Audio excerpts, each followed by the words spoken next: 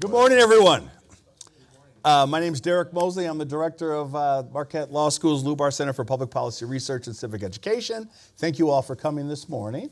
I want to briefly just talk about the Lubar Center real quickly, but our goal here at the Lubar Center is to bring people of different political ideologies, ethnic backgrounds, economic status into the building to talk about the issues that affect all of us. When I met with Shel Lubar when I applied for the position here, he said that we don't talk to each other anymore. We don't live in the same neighborhoods. Our kids don't go to the same schools.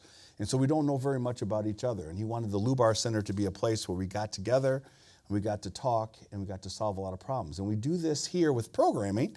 And the programming that most people are familiar with is what we call our OTIs, or On the Issues, which were started by my predecessor, Mike Goucher. Those are events where we bring together people on specific issues. We talk about those issues. It's an opportunity for individuals to talk about those issues with me as the host, but also with people in the audience in regards to those issues that we're discussing, not only locally, but also nationally. We started a new thing called Heritage Dinners. And Heritage Dinners are a way that we try to bring people together. Our motto for our Heritage Dinner is meet someone, learn something, and eat everything. And basically what we do is, our first one we had was in February for Black History Month. We had it at what was formerly called Turner Hall. It's now called Turning Tables. And we brought together, because it was Black History Month, we brought together 5 African-American chefs who prepared dishes that were introduced to the American palate by enslaved Africans. It was a great event, sold out. Our next event is coming up May 7th. It's for Asian Heritage Month. And we have chefs who are preparing meals, dishes that represent Chinese, Korean, Hmong, Lao, Thai, and Indian. And I just found out this morning from our program manager, Hillary, that it's sold out already. It's on sale for like 12 hours. But they're great events, so please keep an eye out. If you're not already on our mailing list, please jump on our mailing list. And another thing we brought together was these kind of events that we have right here. We call them our get-to-knows. We want it to be a smaller event, smaller than the On the Issues, which we hold in the Lubar Center. A small event where we bring in someone in the city of Milwaukee and also in the state of Wisconsin who does work here that affects all of us that we may not actually be aware of who they are fully or what they do. And so I am honored today to introduce our first inaugural guest of our Get to Know, the Senior Vice President of the Milwaukee Metropolitan Association of Commerce, my friend, Dale Kooyenga. So welcome, Dale. Thank you for coming. So what's great about Dale, when we met for the first time a couple of months ago, and we sat down and I learned something about Dale and I that we have in common. We both were born and raised on the south side of Chicago. And even though you didn't live very far from me, we didn't know each other. Right. But we both wound up here as former Chicagoans here in Wisconsin. So when you came to, what brought you to Wisconsin? Yeah, so my dad was a garbage man on the south side of Chicago. My mom was a nurse. So when I was about to graduate high school, they said, figure it out. And I looked at my checkbook, and my checkbook said community college was the right place for me.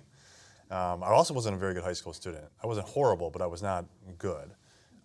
So that combined with checkbook brought me to Moraine Valley Community College. Oh, yes, sure. And played basketball there, and you're like shocking, 6'7" guy play basketball. In fact, it's great in this new position. I walk down the street, and people are like, hey, I know who you are. And they say, I'm a big fan. They all think I'm Steve Novak. I'm not Steve Novak. But I played basketball in college, and that brought me to Lakeland in Sheboygan. Yeah. And then when I got to there, I enjoyed Sheboygan, but there was a year where there was no accounting graduates because they went from 120 credits to 150 credits. And so I hurried up and I graduated December 31, 2000, hours before that new law went into impact that said you need to go to school for 5 years. Once again, I was paying for my own school. So I was like, okay, $45,000 a year in lost income, $30,000 tuition. That's a $75,000 law. So the big 4 firms, big 5 at the time, that were recruiting accounting students actually went to schools they never went to before, including Lakeland. So interviewed at KPMG, got a job here in Milwaukee. I asked them how long till I can move to another city. I was thinking big, cool, sexy city somewhere. Yeah. And I was... And Milwaukee wasn't it for you? Well, the story is like after 48 hours, I remember just I went for a run that day on the lakefront, went down to Water Street after work with some friends, and thinking to myself, this is the cool, sexy place I want to be. Right. And that was 2001, and it's been home ever since, and it will be home for a long, long, long time. And that's the thing. When I went to law school here at Marquette, I always thought to myself, I'm going back to Chicago, right? Yeah. Because you just had that theory. But all it takes is for you to run on the lakefront to see what Milwaukee has done with that lakefront. And it's not like Chicago where everybody built right up to the lake. It's a place where you can actually socialize with families and things of that nature. Absolutely. So you decide to stay. What happens? What's next? Well, I mean, so I moved to Milwaukee September 2001. And so I remember being on my east side house and having a conversation with my mom about 9/11 that day that happened. And my mom said, all three of my boys are going off to war. And I said to my mom, well, that's not going to happen because my youngest brother, Dan, was in high school. They don't pull kids out of high school to go fight wars. And my other brother was in college. I said, they don't pull kids out of college, even to the big wars, to fight wars. And I said, Mom, I'm an accountant. They don't send accountants out to fight wars. That's a losing proposition. But when we were little boys, we made a promise together, in a little boy talk, but we said if there's ever a war, we're in this together. And my younger brother joined shortly thereafter, and then my other brother joined. I said, hey, when I graduate college, I'm going to join. And so it took me till 2005, 4 years after 9/11, but finally that compounded, and my brother's joining. I joined the military, Army Reserves, and so it's been my time out of Milwaukee, my military time. So I went to basic training and then Fort Benning for officer candidate school and military intelligence school. I was back for a year and then deployed to Iraq in 2008 and still in. So I've been in for 19 years now. So tell me, when you're in Iraq, what were you doing in the war? Because you said you went to officer candidate school, correct? Yeah. Well, it's funny. So I was trained as a military intelligence officer, but if you remember 2008, that was the height of the surge. And so that was when the war was going really bad in like 2006, and they were saying, we got to do something differently. So they really changed the strategy of how we were doing things. So when I got to Baghdad, we were in the middle of the surge, and they said, well, you're a military intelligence officer, we don't care, what do you do in the private sector? And I said, well, I'm a CPA, I just got my MBA from Marquette. I just got it done. And that was my wife, because my wife's like, I'm pregnant, you're coming back to public accounting, like, get it done. And it was great because when I rolled into Baghdad, I rolled in with my MBA and it caught the general's attention. So as a first lieutenant, which is pretty low rank, very low rank for this job, they said you're the economic officer in charge of Baghdad. So what I did is, I joked in my job interview that I was the Baghdad CEO well before I was going to be the incoming president of MMAC. And really, like, we give micro grants to women in burqas that want to do beauty salons. We did privatization of state-owned enterprises. We fly out billionaires to Baghdad, and they would invest in Baghdad, including the Pritzker family. So an amazing experience. I did a project to connect Bayat, Baghdad International Airport, to downtown through a big airport road project. It was a remarkable mission that really made an impact. Violent acts in Baghdad, which murders, shootings, bombings, they were down 80% from when we got there in January 2008 till November 2008. It was really, in fact, I remember August 2008, there was more murders in Chicago than there were in Baghdad. And we lost more soldiers, sailors, Marines, airmen, that month to huffing, which was like a drug. People, they were taking canned air and huffing it. We lost more soldiers to huffing than we lost to combat. So overall, a very interesting, impactful mission that I enjoyed. Now, after that, I got back to military intelligence, did counterintelligence for a while, worked at the Defense Intelligence Agency, and now I've been pulled back into that civil affairs world. Yeah, the stat you brought up about more murders in over there than there were in Chicago. That's how Chicago got the name Chirac. That's exactly how it got that name. That was the talk of the time. Yeah. So when you, so then you decided that you were going to run for office. How did that come about? Yeah. Well, I got back and I did a lot of speaking. And one of the gentlemen I served with in Baghdad was a gentleman by the name of Mark Gundrum. And Mark Gundrum was a state rep in New Berlin. He became a friend. I was like, hey, what do you do? And it's funny because I remember also I was totally naive. And I was like, well, someday I'd like to run for Congress. And he's like, well, do you have a lot of money? I was like, no, I got no money.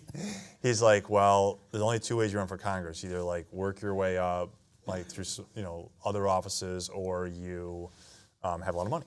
And Then I also started thinking about state issues, and state issues were kind of like where I was more interested in. Good to see you, Alan. Education issues was a big one. At the time, there was a lot of accounting issues going on in Wisconsin called the gap deficit as far as how they were doing the budget. So then I also got just more interested in state issues as well and started speaking about what I did in Iraq and getting around the community. Over time, I realized I do not want to go to Congress. I actually want to get things done in my life. So to put that in my head. But that's how I ran for office. The seat opened up. Leah Vukmir was in the seat I was in, and she ran for state senate. And so it was an open seat.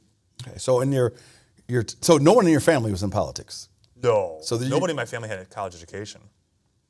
You were the first in your family to go to college, and then so when you were in the legislature, what would you say were the things that you actually championed, that you were most proud of while you were in the legislature? Yeah, well, the first and foremost one is an issue you probably never heard about, but I remember being in the U.S. Bank building, 31st floor, and I had a colleague say, hey, when you get to Mass, you need help with something. I was like, all right, what free market reform are we doing? What tax are we cutting? And I sit down, and he said, we have a little girl in our house right now. They went to Elmbrook Church, and there was a program called Safe Families. And what Safe Families was a program where you have a parent, usually it's a single parent, who says, I'm having issues, I need help, and so another family helps you out. So drug issues, domestic violence issues, financial issues, health issues. So they had a little girl in their house whose mom was getting drug treatment, and then she was getting job training. And the reason that individuals in this sometimes you don't enroll your kids in foster care. Foster care is a reactive system. This is a proactive system where parents say, like, I need help. And usually through a faith-based community, they seek that help. Well, the state of Wisconsin was shutting that down. They actually pulled the mom out of drug treatment training. They pulled the kid out of the house, and they're shutting the program down. So we said, when you get to Madison, will you please figure out how this program can run again? In the law school here, I'll talk about it here, is like we had very stringent guardianship laws, and essentially guardianship meant you had to go in front of a judge. And like the whole point was like these parents, I can't go in front of a judge. So I thought I'd be doing all these different issues, and God really was like, hey, you're going to work on this issue. And so I ended up working on child welfare issues and really focusing on getting the Safe Families program up and running. And I think if you asked like 1,000 people, like, what do you remember Dale Kooyenga for in his public service, they wouldn't mention that, but it would stick out in my head because we then subsequently became a safe family ourselves. We have had kids through our house. Our church has done dozens of them, my kids' best friends. Our 2 girls that were adopted through the program or in long-term placement. And that legislation has become model legislation in over 25 states, and now there's thousands of kids and thousands of parents that have found an alternative to foster care. It doesn't replace foster care. Foster care serves its purpose, but and because it's also a coaching relationship with a parent. So they never end up in the foster care system. They end up as part of a community, and a community of people that love and care for each other and start to solve problems together. And foster care definitely has its place. It's definitely there. A lot of families actually end up doing from safe families to foster care because that child will end up in the foster care system. They want to retain the child. But that program has been a huge blessing to ourselves, our family, our community. So I'd say that's number one legacy. And there's a bunch of stuff after that that I'm really proud of. I won't go through all the details on, but a lot of the stuff on tax reform, which I think made a big impact for Wisconsin, specifically in the manufacturing space. I think I'm always hungry for more in education, but I like to think of myself as someone who really championed a lot of education issues. And then like smaller stuff, like you're going to see the estuary, the rivers here in Milwaukee, all the PCBs on the bottom of that lake will be swooped out over the next couple of years. And little stuff like that's not easy. It's tough. Right. And that was a project that I worked on for several years to get that done. So you'll see that done as well. So. And how long were you in the legislature? 12 years. So 8 years in the Assembly and 4 years in the Senate. And why'd you stop? Wow, that's I fully joke actually that I went through my midlife crisis last year, and there's no other women besides my wife and no fast cars involved. So that's good news. But a lot of contemplation as far as what I wanted to do and where I was. So what happened was I was actually pretty sure I wanted to run again, and I won't bore you with all the details, but we were in a law school, so I will give you a little bit more details than typical. And that was the governor proposed a map. That map was actually took my district and made it like a plus 70 Republican district by the way the lines were drawn. Then the Republicans did a map, and that map made it a competitive district, but it was, I had a seat. And it was not nearly as competitive as the seat I won. I won a +9 Dem district as a Republican. I was the most vulnerable Republican in the entire Midwest, Congress, statewide. So then that map was vetoed by the governor, and the Wisconsin Supreme Court said, we're going to do a new map. We were going to do at least changes to the map from 10 years ago. Governor's office, would you like to do another map? And the governor's office was like, sure, we'll submit another map. So then they submitted another map.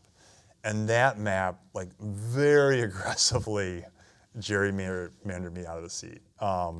It did, like, it made my Senate district like a plus 15 or 16 Dem seat by taking the house in Brookfield, that district in Brookfield, and bringing it into like 40th and Capitol, into that neighborhood. So it was clearly like a Democrat seat. Second thing they did is that they created a district that went from Port Washington and then down to Burleigh and grabbed my house and then pulled me into Alberta Darling's district and cheated an election. So the decision was made for me, I'm out. But then they got a phone call, Supreme Court interacted, new map, so you're back in. And it was actually like a blessing in disguise. I just started thinking about, well, you know, where am I at, what I want to do? And I really came to the conclusion that 12 years of public service was great. It's a tough job for a family.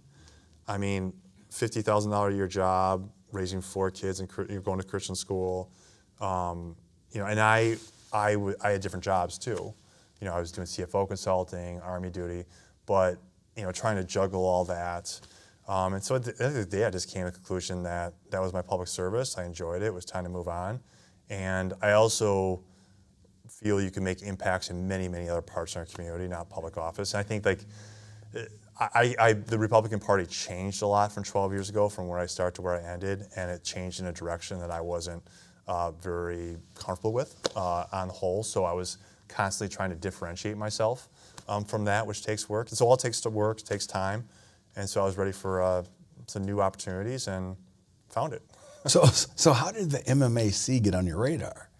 Yeah, so there was, so I started thinking like what I wanted to do, and I've done CFO work for a long time. I knew I didn't want to just do CFO work for a while.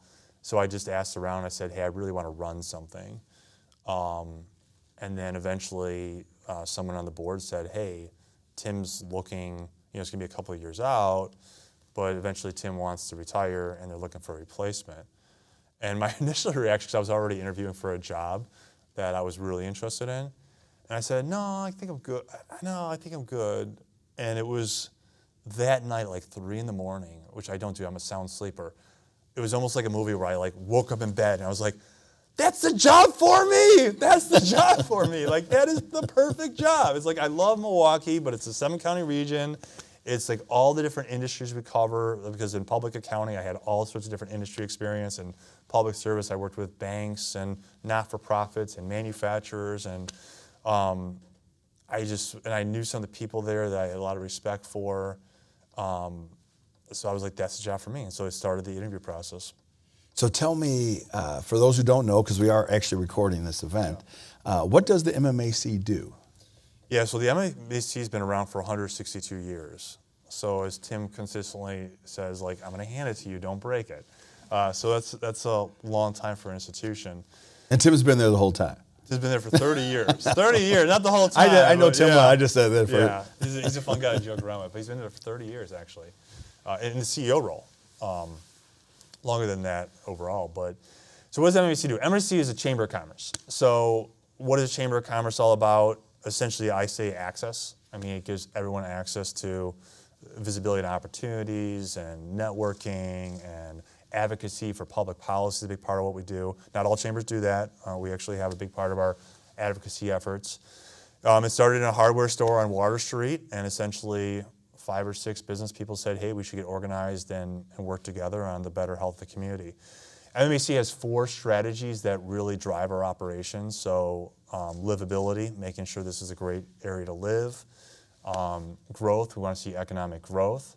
Talent, making sure that we're retaining and recruiting and bringing in talents, and then equity issues as well, making sure that everyone in our community has a sense of ownership in our community. Underneath MMAC, we have a whole bunch of different parts of the organization that are like, we have a Milwaukee Development Corporation, which is kind of a real estate firm to help turn around real estate, and they were key to changing the neighborhood between Marquette and east of the river. So like, we own the Library Hill Apartments as part of what we do. We have a food and beverage group, which is statewide, as we identify clusters and build those. We have a foundation.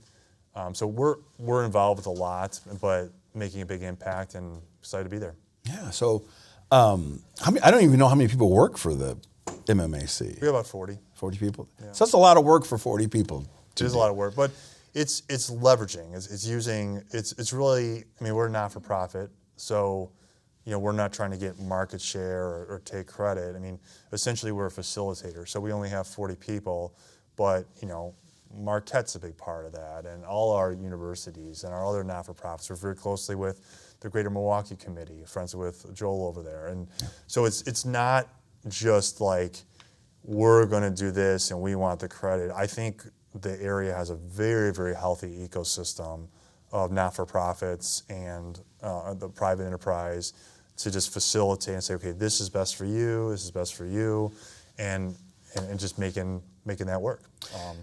So you've been out of the city for a while. You've moved out of the city, and now you're back. You're going to be, eventually, when Tim decides to retire, you're going to actually be the head of the MMAC. What are you doing right now to engage the community, to engage Milwaukee, so people know? I know you're doing this event, but what else are you doing to try to, so people know who Dale Kooyenga is when he takes over at the MMAC? Yeah. Well, there's the first thing we're doing is I'm interviewing all CEOs on the board, which is we have 85-member board. And the conversation is very simply, what are Milwaukee's assets? What are our liabilities? And how do we capitalize on those assets? And how do we address those liabilities? That was the initial assignment, and I was like, well, I want to hear more from the broader member population and the broader, even members, the people that are not members, as far as that conversation, right? And we have members too that are not-for-profits and educational institutions, so very wide conversations community-wide as far as where are we at as a region. We actually are contracting with Marquette to do a very substantial SWOT analysis to go through the region and do what are the strengths, weaknesses, opportunities, and threats, and address those as well. But then also, like I said, I'm the first man in my family to go to college. Very proud of the journey I came up from, Southside Chicago to community college to, those times in life where you're like in the legislature, talking about, policy issues, eating cheese curds and caucus. You're like, how did I get here? How did I get here? Ever have those moments in life? You're like, all the time. How did I get here? All the time. I also want to be very cognizant, and that's actually part of our equity piece, is to make sure we get around the community and hear from people that are downstream from the CEOs about how we can retain them and someday make them CEOs, right? And so really having, my calendar's crazy, trying to meet with as many people as I can to get that perspective. So Milwaukee is a majority-minority city, and I'm not quite sure how many people of color actually work for the MMAC, but how important is diversity in your vision for the MMAC? It's very important. And so actually one of the first hires that I had a placement with is Kenzer Sennett, who will be joining our team. I worked with him many, many years. Do you know Kenzer? I do. Okay. I do, yep. So he's joining our team May 1. All right. I did not know that. Yeah, he actually, I don't know if you'd admit, he called me a couple years ago, hey, would you be a reference for me? I'm applying for jobs in Minneapolis. And I was like, oh, no. I'm like, yeah, I'll be a reference. But I'm like, you just give us a little more time, Kenzer? Like, I think you're going to thrive here, And I've recognized his talent for years. He is a much bigger picture guy. He worked for the party, but he's not his allegiance is not to a party. His allegiance is to principles that we would share, right? And so he's joining the team. But diversity is a big. If we're going to talk about region of choice and we're going to talk about being a leader in that front, definitely want to make sure that that is a big part of what we're doing. Now, also part of MMAC is we have the affinity groups that are affiliated with us. And so actually the African American Chamber is actually in our building as well. We do administrative services for them, same with the Hispanic Collaborative. So that is definitely part of our ecosystem, definitely part of something we want to fight for, but a lot of work to do too on that front. Yeah, because as a person of color, I hear all the time, and so institutions like Marquette and UWM and MSOE educate all of these people of color who then leave. That's a problem. Who wind up going to Atlanta and to Houston and to Dallas. Yeah. And we've done all the education part to get them here, and then they all leave. And I just want to ask you, do you have a plan? Is there a plan to try to keep and retain this talent that we have here, to make it a place where Milwaukee feels, and I know it's not your job solely, to keep this talent in-house so that we can reap the benefits of everything that the MMAC is doing? Yeah, so I'm in, so what we're doing right now is called left seat, right seat. So Tim is in the driver's seat still, I'm in the passenger seat. And then come later this year, early next year, Tim's gonna move to the passenger seat and I'm gonna be driving. And then Tim's gonna be like, watch out for that, watch out for that. He's like, whoa, good luck with that. Yeah. So I'm trying not to get too far ahead of myself as far as like, we're gonna do this, we're gonna do this, we're gonna do this, because there's a process I just laid out and I want to be deliberative about this. And then sometime early next year, be like, okay, here's what we're doing. But I think that there are things that we could do tied with scholarships, tied with more collaboration, that will help retain that talent here. Does part of your job require you to leave and try to recruit around the country, or is that done by another entity? Or is that actually, even something MMAC does? Talent is part. We actually are right now interviewing for a talent professional at an executive level. So it's not that we're doing like recruiting, like headhunting, like onesies and twosies, but creating programs that are based on feedback from the community as far as like what we could do better to retain and attract talent. So that's definitely something that we do. Now, can I go back to your military service? Yeah. So I might be wrong, so please let me know. You were recently given a promotion. Now, I believe you're a lieutenant colonel, correct? So congratulations, thank you for your service. But also, you have a new command, is that correct? Yeah. Could you describe that for us? Yeah, so in the Army, when lieutenant colonel, the command position you get is a battalion. So I'm a commander of battalion in Minneapolis, St. Paul, Civil Affairs Unit. For those that don't know what Civil Affairs is a part of the Army that is responsible for the civilian component during warfare. So during conflict or before conflict, we try to minimize the impact on the civilian population, plan on places where refugees will go, or how we're going to provide health and sewer and water and agriculture and trash services. And then post-combat, just try to get that society, that civilization, or that country back to a state of a normalcy as soon as possible. I have a huge heart for it. I mean, I look at the wars in Iraq and Afghanistan, and from a purely military standpoint, America did everything, the military did everything America asked for them. I mean, you had 9/11 happen, the country said, don't let that happen again. We have not had an attack on American soil like that since 9/11. Although every single life loss is a tragedy. The amount of lost life that we had in Iraq and Afghanistan, around 5,000, is like at par with Iwo Jima we had in like a week. So I mean, from a historical standpoint, we had a very, very small loss of life. And if you look at Russia's casualties in Ukraine, I mean, it's exponentially more than that. It was just a year and a half, right? So what happened when you look at Iraq and Afghanistan is it wasn't a military failure, it was a transitional governance failure. It was that right of bang, that process of establishing institutions and establishing governance that moved into a functional society. I mean, look at the success in World War II with what we did in Japan and Germany, and contrast that with what's happened in Iraq and Afghanistan. And our performance on the battlefield was actually at par, maybe even arguably better in Global War on Terror than it was in World War II. But our performance, what we call right of bang, failed. It was a failure. And so I really enjoy, I like being in the mix, I like making an impact. So I really enjoy, in my civilian profession and my military profession, being at a part of the Army where we're spending a lot of time and effort to look at that and saying, how can we be more effective in that portion of the warfare that's right of bang. And that was a global war on terror. Right now we're in a thing called Great Power Competition where we're looking at kind of more of a Cold War battle with Russia and China. And really the civilian component of that fight is just as important, if not more important, than the military component of that fight. I mean, what's the greater threat on a daily basis? Is it going to be Chinese artillery or Chinese state-owned enterprises? One of the big stories from World War II, have you seen The Monuments Men? Anybody here seen the movie Monuments Men? All right, a homework assignment. I'm in a school of higher education here. I'm going to give you a homework assignment.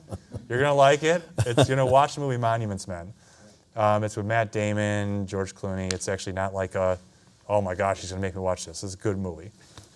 And the story of that movie is real life story. It's a book. I recommend you read the book first. And it's a story that during World War II, one of the things that Hitler, before he was a totalitarian dictator, Hitler considered himself an artist. And so one of the subplots of World War II was Hitler's desire to amass the largest art collection in the world in his hometown, while also destroying the artwork of, as his categorized, degenerates, which would be Jews and Gypsies and Catholics, and the list goes on. And then also just war, like good guys and bad guys, like war destroys things.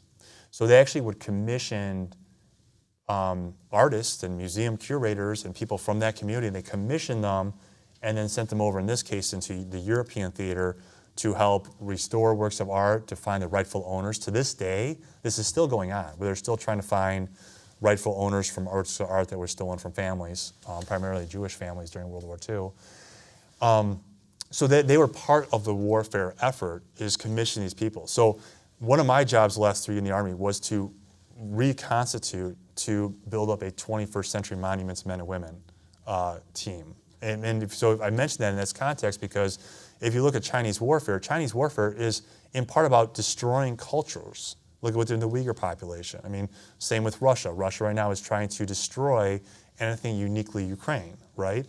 So the cultural heritage war, the war on art, the war on culture, is just as much part of warfare as artillery and tanks and bombers.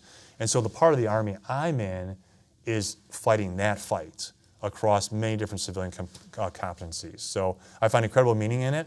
But also, when you talk about a nation of service, I encourage you to tell the story, is that this is what I think we need in our nation. It's not so much a separate class of military professionals. It's service well, once again, very proficient, a very turnaround state of military from the Vietnam era.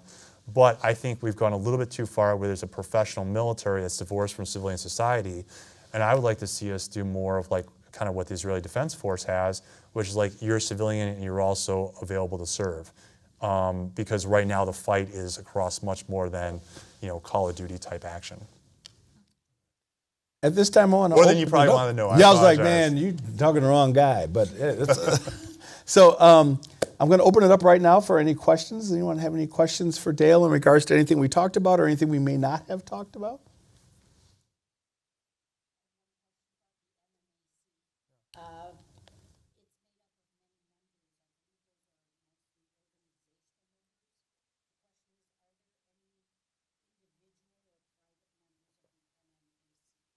That's a great question. So it is about 2,000 members. I'm very proud of where we're at with membership, and it's big kudos to Tim, what he's done. I mean, by contrast, the Chicago Chamber has 1,000. I went to another chamber that's the size of the city is somewhere between Milwaukee and Chicago. They had 500. So although small business feels, voices sometimes like, oh, we want more of a voice, and they should, we have larger membership, and our board has more small business on it than most metro chambers. But I just got back from a chamber, and actually they did that. They said, hey, we are actually doing a membership for individuals that are no longer in business, but still want to be part of the business community. So on the long list of things to think about when the transition process is to think about, is there a place for an individual member of MMAC. But I will say also, you can always get to events. I mean, no one's going to say, oh, you're not, you know. So I encourage you to still go to events and get involved in other ways, but that may be something we may consider in the future. Question? Here's a question. Angela? Hi. Yes, good to see you.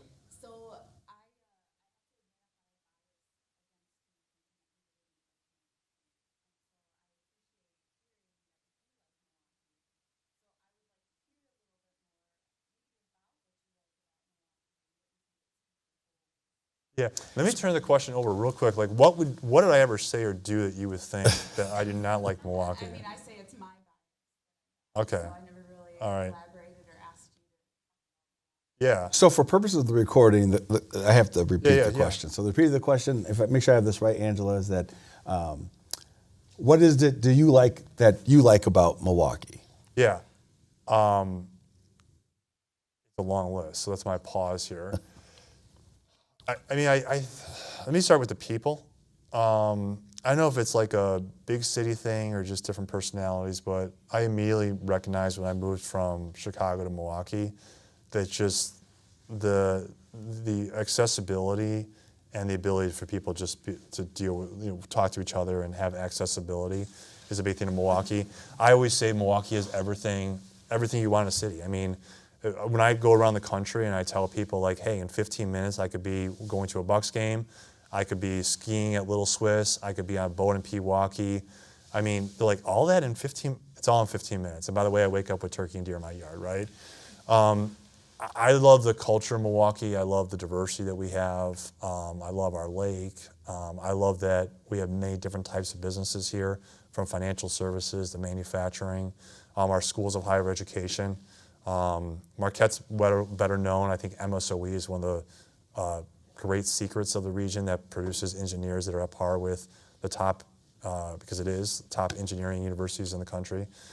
So I mean, there's a long reason I love Milwaukee. Now in the legislature, there's always been a Milwaukee out-of-state thing, and I actually pride myself that I think in the legislature, especially in closed caucus, that I was always the one who's like, Milwaukee is the success of the state. The state's success is also Milwaukee, and always fighting for that perspective. And people always think I represented like Brookfield. I didn't. I represented Brookfield, Wauwatosa, West Allis, New Berlin, and the city of Milwaukee. I had tens of thousands of constituents in the city of Milwaukee. And I took that very, very seriously, that I was an advocate for the city of Milwaukee. And I would, if you had an opportunity to talk to Tom Barrett and you're just like, who's a Republican that would work with you on city of Milwaukee issues? Like, Dale Kooyenga would work with me on city of Milwaukee issues. So I actually took that a matter of pride. And actually took a matter of pride, I mean, to your diversity question, when I was hired at MMAC and it was said that would be the successor for Tim, I was a little bit nervous about, there's a white guy, Republican, CPA from Brookfield, and the region's more diverse. And the reaction I got from the community was absolutely wide arms, like we were super excited for you in this position. And the reason for that, I think, is because I think I've opened myself up to be like, these issues are important to me. And I'm going to put my money where my mouth is and show people that we're going to fight for the whole community. And the individuals that that are in the position to say, hey, we want to see more diversity in Milwaukee, also are people that say, I'm super, super excited that you're in this role, because they know that's important to me. So, long answer to the question, but I'm a big Milwaukee fan, and I hope people see that. Well, let me follow up on that, because what I'm looking forward to, and I hope you're looking forward to as well, is the ability to leverage your contacts in the legislature to help Milwaukee. Yeah. Do you foresee that being something that you're looking to do? Yeah. Absolutely. Now, just to be clear, like, I'm not a lobbyist. Like, I'll be the president of MAC, and right now CREP, and like, we're being very, very deliberate that I'm not going out there right away engaging on just public policy matters, because the role of MAC, it's not a political organization, and we never want to make it a political organization. Now, advocacy is part of what we do, but that's not on behalf of shirts or skins, Democrat or Republican. That is doing advocacy on what's best for Milwaukee. I like to compare it to like realpolitik. If you know the word realpolitik, check it out. It's mostly aligned with Henry Kissinger, and it's like America will do what's in America's best interest, and that is MMAC. Like MMAC will do what's in Milwaukee's best interest, and sometimes it may be left of center, sometimes it may be right of center. It's that simple. Now, will I use my contacts in Madison to get things done for Milwaukee? Absolutely. But my job is not chief lobbyist for MMAC. My job is much bigger than that. But absolutely, I'm going to use all my contacts to make that happen.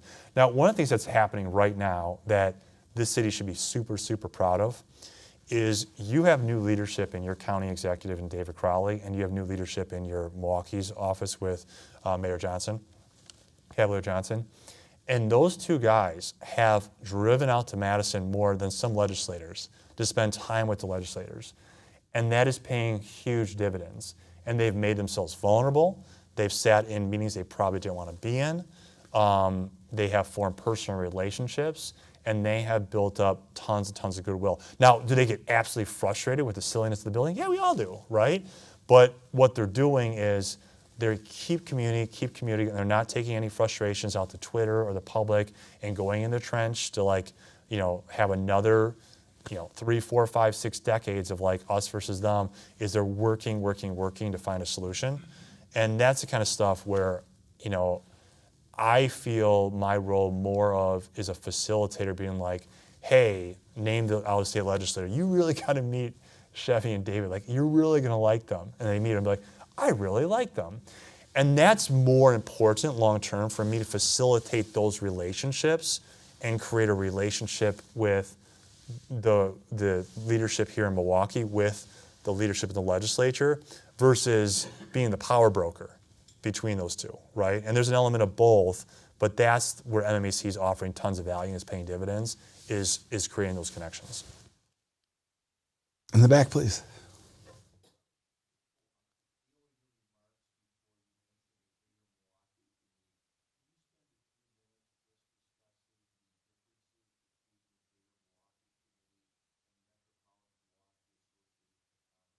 Yeah.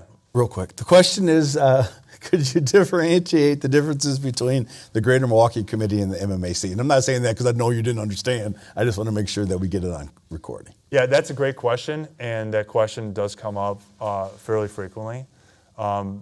There is definitely overlapping interests. So one of the things I mentioned was livability. I mean, we're both very, very focused on that this is a great place to live, right?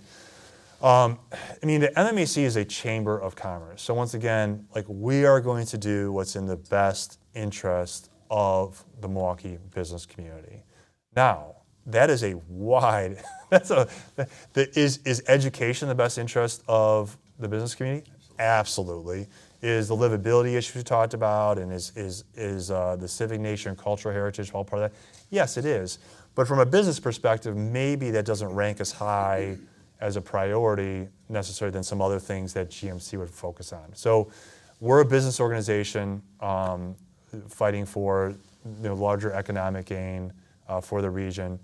GMC is focused more on not a business perspective, but just a livability perspective, a social perspective. We have on our board mostly CEOs of the leaders of businesses, where GMC is a place more for voices that are not in that business realm, so they'll have more people from education community, more people from the not-for-profit community on that board. So I think that although there's that Venn diagram where there's that overlapping space, and there's a lot of it, they are both very distinct entities, and they have different relationships that we could leverage on behalf of our community. I've worked well with Joel for years when he was at Discovery World and then at the Department of Administration. Right now we're working closely on the Milwaukee sales tax to make sure that happens, because that has to happen for a whole other reason. I could go on with another speech about why that has to happen. What I like about it is, from an equity standpoint, to give everyone a voice. I like the fact that we have two organizations that are big heavyweights in the town, that there's board seats where more people have voices. Does that answer your question? And I would like to see you and Joel go one-on-one on the basketball court, too. You both are well over 6 feet tall. Any other questions? Yep, please.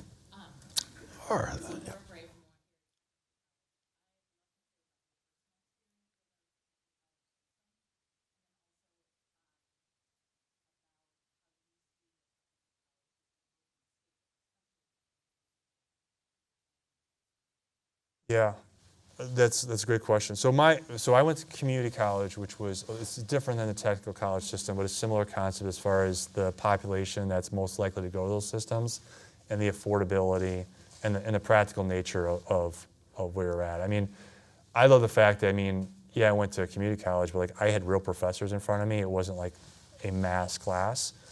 So very specifically to the Wisconsin technical system, I mean, we have a skills gap. I think that I'm actually fascinated right now by demographics from a military perspective. When I look at the demographics of Russia, China, Japan, I mean, it is actually fascinating, like what we're seeing in this world. It's a study in economics and other issues as far as demographics that we've never seen in our world. Is what happens when you have declining population. Now, America's not as bad as those countries, but we have some significant demographic issues. And if we didn't have immigration issues to the positive, we would be in really, really rough shape. So my point in that is that we need to somehow find a way to do more with the individuals that we have to make them part of the workforce. And I see the tech college as being a key part of that. I think there has been overemphasis on four-year universities as if like that's the ticket to success. But I was almost thinking of like a program called Who Wants to Be a Millionaire? Because the fact is that if you go to a technical college and you get a trade, and if you are disciplined in your savings, like you will be on a road to retire as a millionaire with a proper savings habit and a good job, okay, and other good social habits. So I think that this technical college is a big part of what we want to do. I also, we should actually talk about that, about retirement we talked about earlier in the conversation, but I think there's all sorts of different parts of our population that we need to get more of a concept of lifelong learning. And I love like the opportunities for places like technical college to be like, hey, you don't have to be a full-time student. You could take 1 or 2 classes a semester and continue to work towards that and upskill your skills or get new skills and go from there. We talked before the conversation, before the mic was on, and you're like, stop that conversation, you should share that with them. The Wall Street Journal had a great article about retirement this past weekend, which I've been observing for a long time, and that is people that just are not retiring. And they're not retiring because of financial reasons, or they're not retiring because they want to work. And I always look at it, I always tell the story, well, I read this and it stuck with me, is that before there was sin in the world, there was work. Like, man was made to work. Like, we're happiest when we work, we're fulfilled when we work. And I think that individuals that are like, I'm gonna retire, I'm done.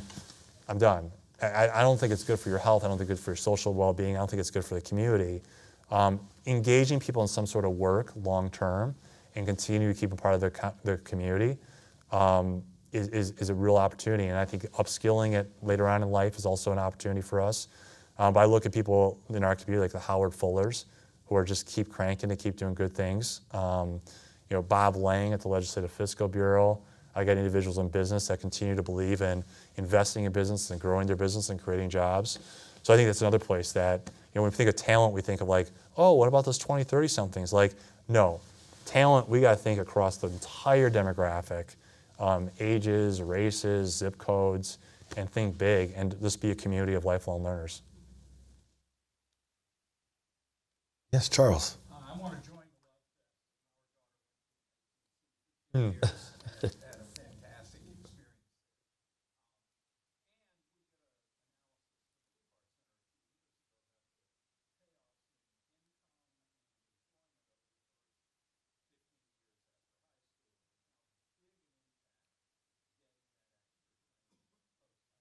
So big. But the question I actually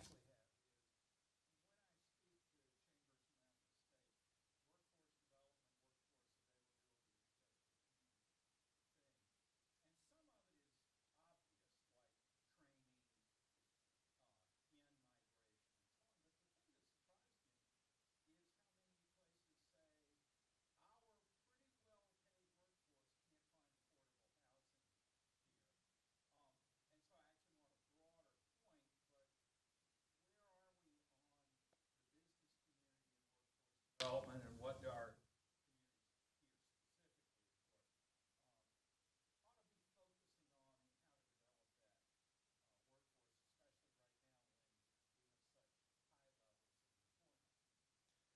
Yeah, well, I mean, it's definitely an issue that's important. We hear that from businesses all the time, the relationship with talent and workforce housing. Now, we're referencing back to Milwaukee Development Corporation. That is an entity within MMAC where workforce housing is the #1 priority right now to find more opportunities to do that. I think we need to look at a larger strategy on how to do that. My frustration and my observation on these issues is it's not, the biggest resistance is the local resistance. I live in Brookfield, and just the conversations in Brookfield about new development is just like bang my head against the wall. I mean, there's a property right now on Lilly and Capitol, and it's a dilapidated old transmission gas station with a wheel and sprocket in that corner. And kudos to Wheel and Sprocket is they actually want to redevelop that corner. It's actually it's a toxic site. They need to clean it up. They're willing to do that, and they want to put residential units in there and some retail on the bottom.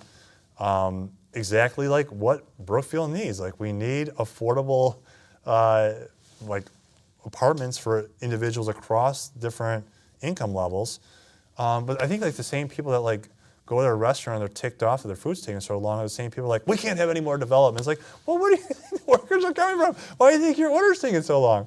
So there's like a total disconnect between communities at the local level and developing like housing and like expectations as far as how our economy is supposed to perform. And I don't know what that exactly looks like. I got more homework to do on that, but it's just, I just see most resistance on that. It's not federal or state, because I think most problems are at the federal or state level. On this particular issue, I'm just blown away by how many local, and it's across party lines too, how many different local councils make it so hard to put up housing that is affordable. And when you know business is when you make it hard, you make it expensive. Because that's where the costs are. I mean, that's where you hire more attorneys and you got to hire more, go back to the drawing board again with architects, and it adds to the cost. So if you have ideas, Charles, I'm all ears, but that's definitely a long-term project. No. Well, it's a good question. I think a lot of we put our money where our mouth is, and so with that Milwaukee Development Corp, we're going to try to do more workforce development housing. The other thing that we're doing is working with other organizations here is that creating a ownership. And so we have a lot of houses right now in Milwaukee. Certain programs are actually the renters, but those renters have been doing it for years. And when they initially, the program they were under was affordable housing for renting. Well, let's make them owners. Because one of the legacies of Milwaukee that's created the division in wealth between the minority community and majority community is the lack of ability to own housing, because the majority of people, when they look later in their life, the wealth that they've accumulated has been accumulated in the form of equity in a home. So we're working with WIDA and other organizations to say, okay, how can we convert the same amount of rent payment, which by the way goes up, how do we fix them into a mortgage, the same house, same place, and then pause what they're paying so they can accumulate wealth in the delta of what the rent is raising, and then put that towards equity to create more ownership, which is what I say, that's what equity means.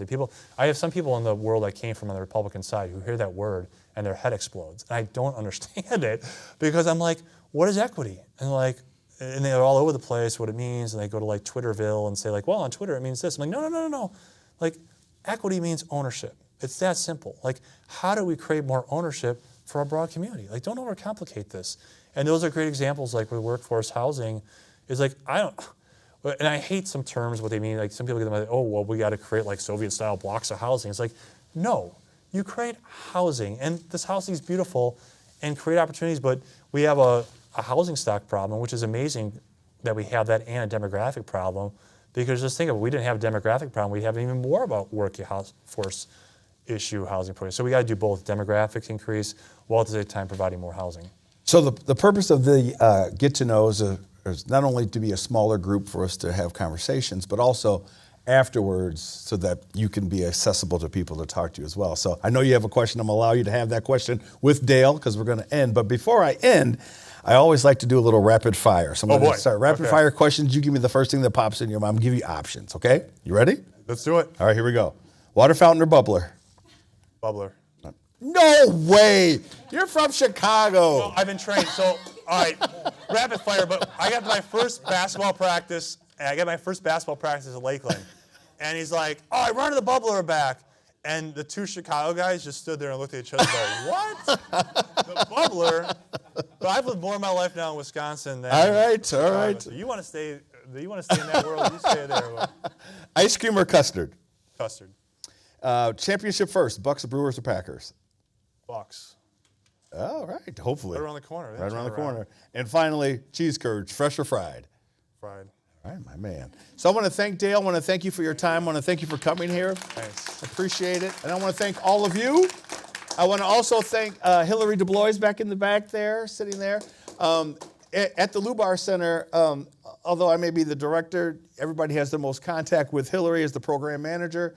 And so I want to make sure everybody knows who she is because she's the one that answers all the emails. So grab some coffee, grab some treats. Dale's here for a little bit to answer any more questions that you have. Thank you all very much.